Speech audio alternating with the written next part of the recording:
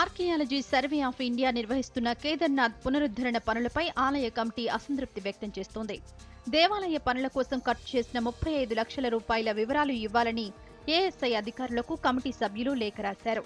అయితే 18 నుంచి 20 వస్తువుల జాబితాను ఆలయ కమిటీకి పంపించారు అధికారులు.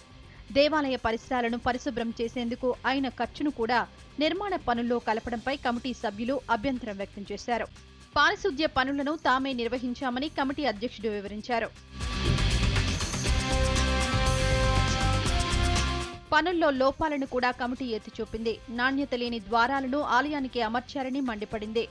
దీన్ని వివాదం చేయడం ఇష్టం లేదని, పారదర్శకంగా పటిష్టంగా పనులు చేయాలని తాము కోరుతున్నామని కమిటీ సభ్యులన్నారు. ప్రభుత్వ ధనాన్ని సరైన రీతిలో వినియోగించాలని వారు కోరారు. వరదల్లో పూర్తిగా కొట్టుకుపోయిన ఈశాన్ దేవాలయం పునర్నిర్మాణం ఇప్పటికీ ప్రారంభం కాకపోవడంపైన కమిటీ సభ్యులు అసంతృప్తి వ్యక్తం చేశారు. దేవాలయం పైకప్పు నుంచి వర్షపు నీరు లీకేజీ అరికట్టడానికి కూడా ఎలాంటి చర్యలు తీసుకోలేదని ఆరోపించారు. కేదార్నాథ్ కమిటీ ఆరోపణలను ఆర్కియాలజికల్ సర్వే అధికారులు తిప్పికొడుతున్నారు. పనులు చేయడానికి కేవలం 1 నెల సమయం మాత్రమే తమకు ఇచ్చారని పేర్కొన్నారు.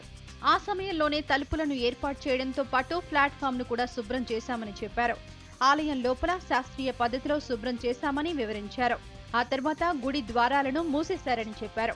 ఇక ఈశాన్ దేవాలయం విషయంలోనూ కమిటీ ఆరోపణలను అధికారులు తప్పుపట్టారు. ఆలయ నిర్మాణం తమ పరిధిలోనే లేదని స్పష్టం చేశారు. ఏఎస్ఐ అధికారులు, ఆలయ కమిటీ సభ్యుల మధ్య నెలకొన్న వివాదం మరింత ముదిరే అవకాశం కనిపిస్తోంది.